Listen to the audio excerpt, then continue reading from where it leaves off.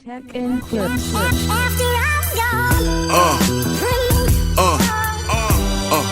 Yeah. Hello guys, welcome back to the channel. So this video, the amazing recording history of Here Comes the Sun, originally by the Beatles. Yes, I mean, one of my favorite songs from the Beatles, and I'm so excited to have found this video. Yes, this is like a 15 minutes and 57 seconds. So let's watch it, and I'll definitely take my perspective as usual about this one. Let's go. Here Comes the Sun has become one of the most popular and treasured Beatles songs, a gateway into their music for many new fans. Here comes the sun. This 3-minute gem of unforgettable songwriting is also packed with intriguing anomalies, production quirks, and even a mystery. I'm going to take you on a journey through the song's creation and point out some of these surprises. As a fair warning, you can't unhear this. Here Comes the Sun kicks off the second half of the Beatles' iconic Abbey Road album, released in September 1969, the last studio album they recorded before splitting up in 1970. Unlike the vast majority of Beatles songs, Here Comes the Sun was not written by the main songwriting duo of Paul McCartney and John Lennon, but rather by George Harrison, the youngest member of the quartet, who contributed 2 memorable pieces to the Abbey Road album, an endearing love song called Something, and the effervescent Here Comes the Sun. According to his later account, George composed the song at Eric Clapton's country estate, apparently skipping a stressful business meeting to instead bask in the pleasure of a beautiful early spring day. With an acoustic guitar in hand, George translated his experience into the blissful tune we know today. The actual recording of Here Comes the Sun began on July 7, 1969, 1 week into the sessions for the future Abbey Road album. 13 takes of the basic rhythm track were committed to tape, with Paul McCartney contributing a tasteful bass guitar part,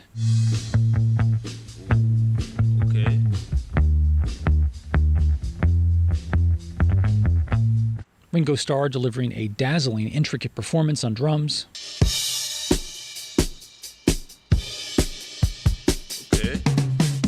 and George handling the main sections on acoustic guitar.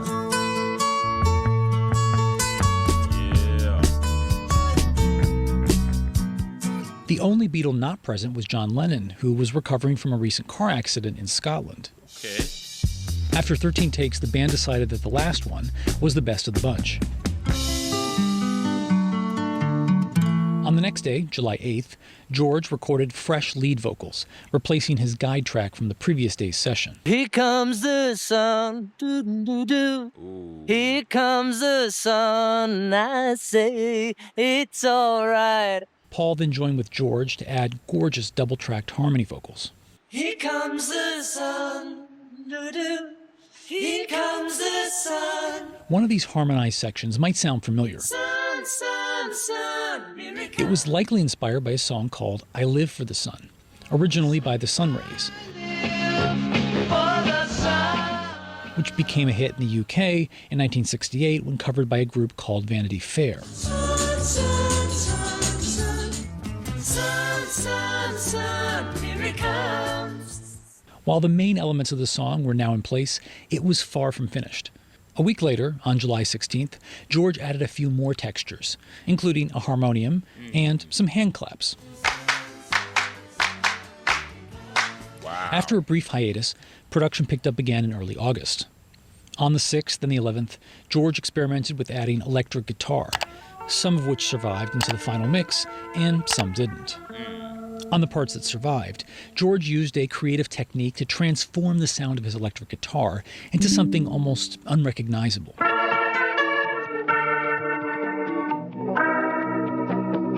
Instead of playing through a normal guitar amplifier, George used a special speaker with a rotating chamber called a Leslie, more commonly paired with an organ, as heard in many jazz and rock recordings of the era. You can hear George's unique Leslie'd guitar at various points, but it's most clear during a brief snippet at around 1:15.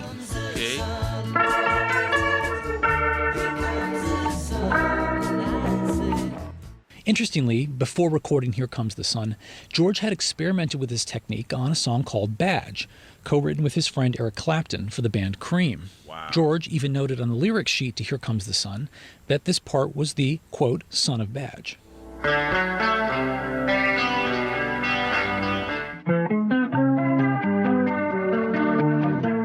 A different electric guitar part from these August sessions didn't make it into the final mix. In 2011, this intriguing lost overdub was rediscovered during the filming of a documentary about George's life.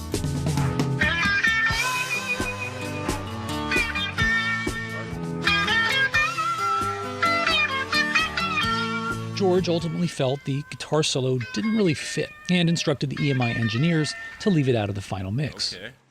A few days after the electric guitar overdubs, George turned to a special ingredient that had enhanced many other Beatles songs: an orchestral arrangement.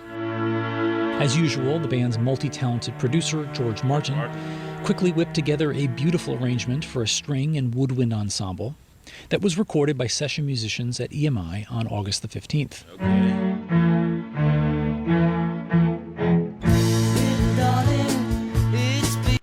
Still, this was not enough for the so-called Quiet Beatle.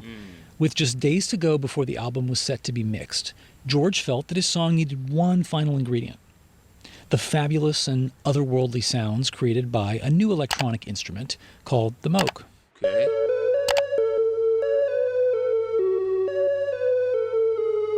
Invented by engineer Robert Moog, this groundbreaking device was the first commercially available modular synthesizer. And it had made cameo appearances on recent albums such as Strange Days by The Doors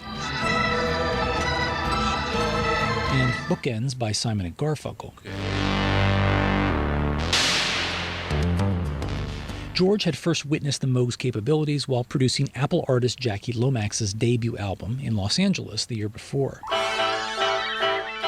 George soon ordered a custom-built unit for himself, one of the first to be delivered to the UK. Clearly enamored with the Moog's capabilities, George released an entire album filled with its sounds in early 1969 on the Beatles' short-lived experimental label Zapple. Nice. For the Abbey Road sessions, George enlisted Beatles road manager Mal Evans to transport the hefty Moog from George's home to EMI Studios, where it was set up for recording. George apparently received little guidance on how it actually worked. Nonetheless, the results of his tinkering are, in my view, sublime.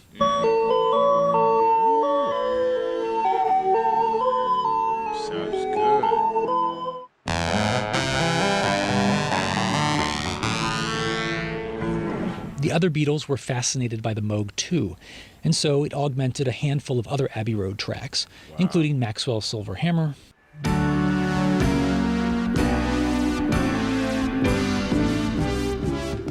and Because. Love is old, love is new. There's another little production-related quirk on the Moog in Here Comes the Sun. According to the Abbey Road Super Deluxe Edition booklet, the Moog part was recorded onto the same track that contained the woodwinds overdub from August 15th, erasing those entirely. Well, almost entirely. One tiny section of the woodwinds part survived, and it can be heard briefly after the bridge part, when the Moog isn't being played.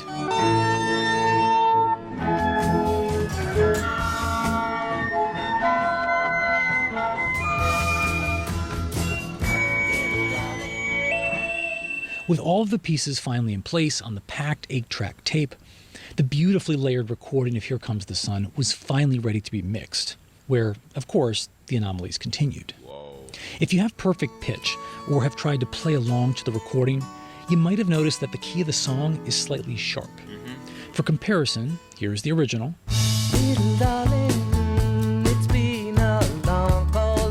And here's the final version.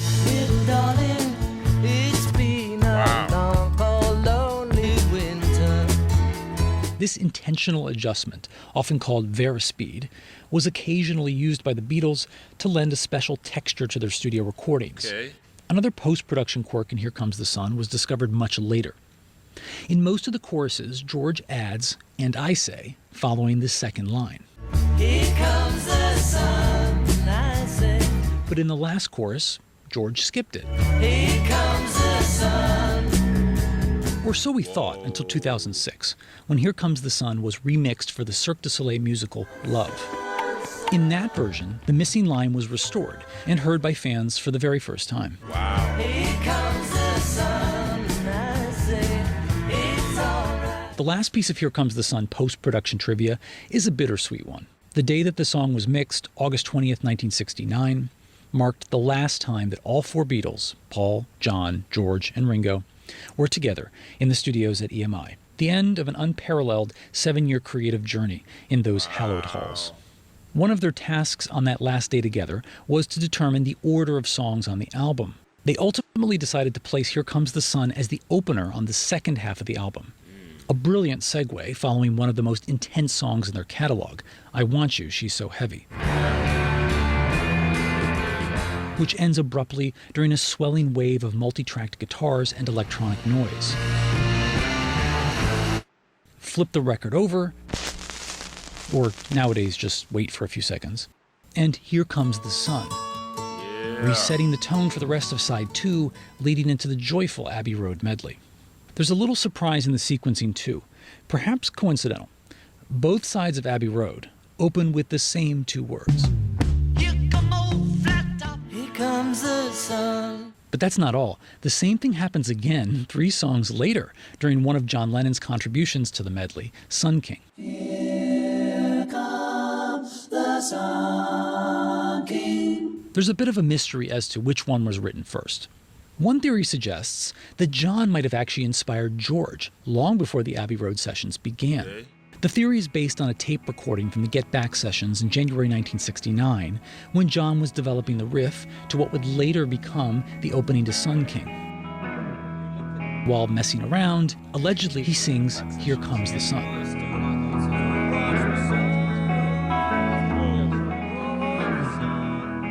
Due to the low quality of the recording, it's very tough to make out what John's singing here, and I haven't found any other supporting evidence. Furthermore, he never repeats this phrasing, despite returning to the riff numerous times during the Get Back sessions. So I don't find this theory particularly convincing. Another theory, which I find more plausible, is that John's opening lyrics in Sun King were written after George's song as a deliberate callback, combined with some typical cheeky Lennon wordplay referencing the actual Sun King, Louis XIV.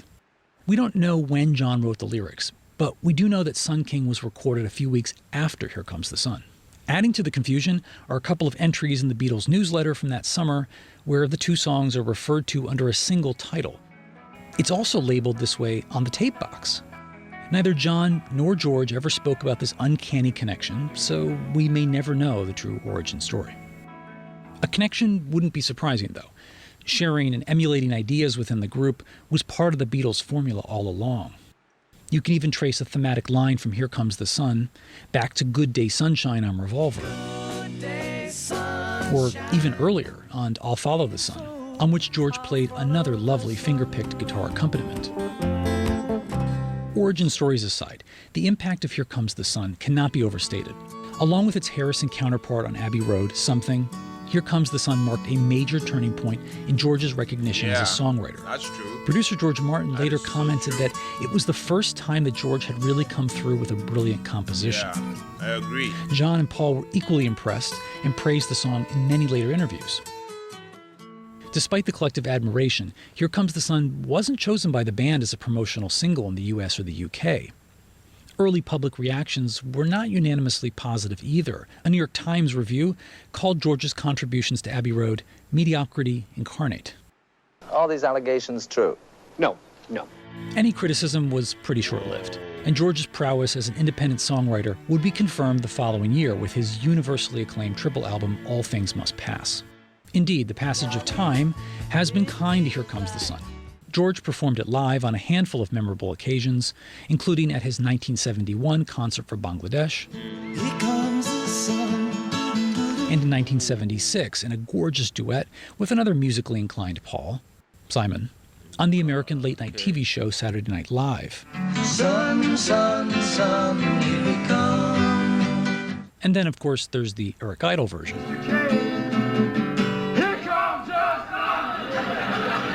George released a sequel of sorts called Here Comes the Moon on his self-titled album in 1979.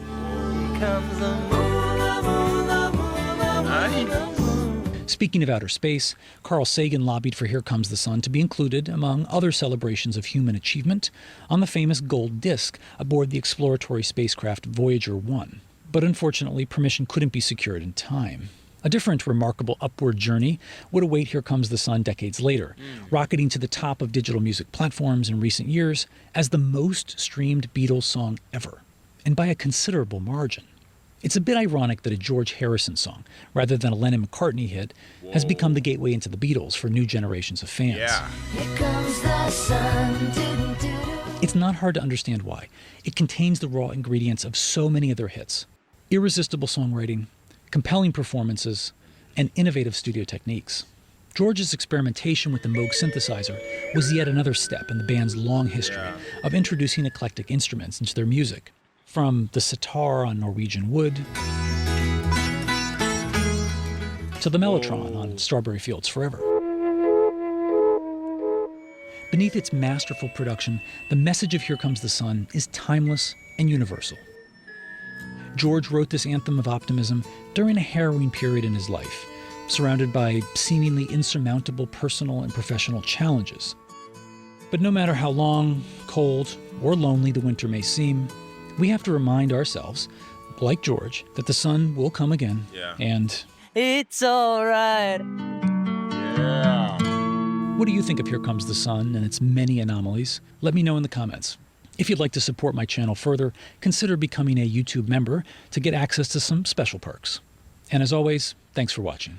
Okay, guys. Yes. So the amazing recording history of the Beatles, George Harrison's "Here Comes the Sun." Guys, as a music reviewer, music reactor, I have to say that I've seen a lot of song breakdowns and behind the scenes contents, but this video definitely stands out, as a masterclass in music storytelling. The amazing recording history of "Here Comes the Sun," isn't just a technical dissection. To me, it's a deep dive into the heart and soul of George Harrison's most iconic contributions to the Beatles legacy. Right from the right from the start, I felt the love and the respect the narrator had for the song. The use of isolated tracks was a stroke of genius. Hearing George Harrison's vocals strip away from the full mix definitely gave me a whole new appreciation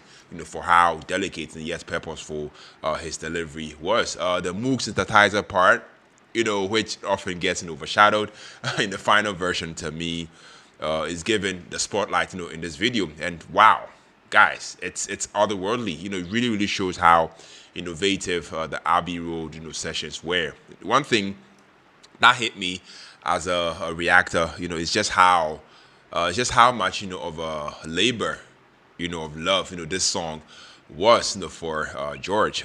This video definitely dives into the frustration with the Beatles internal politics at the time, and how he skipped a meeting and instead poured that energy into writing "Here Comes the Sun" at Eric Clapton's house. The context definitely changes how you hear the song. To me, it's not just about the literal sun coming out. It's about emotional relief and personal freedom. The breakdown of the recording process to me is so detailed.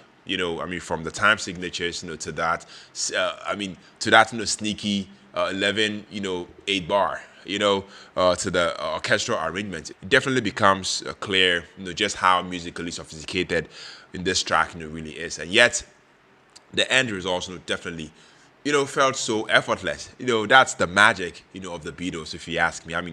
I also appreciate the contrast they showed between George's song and the heavier Lennon-McCartney tracks from the same sessions.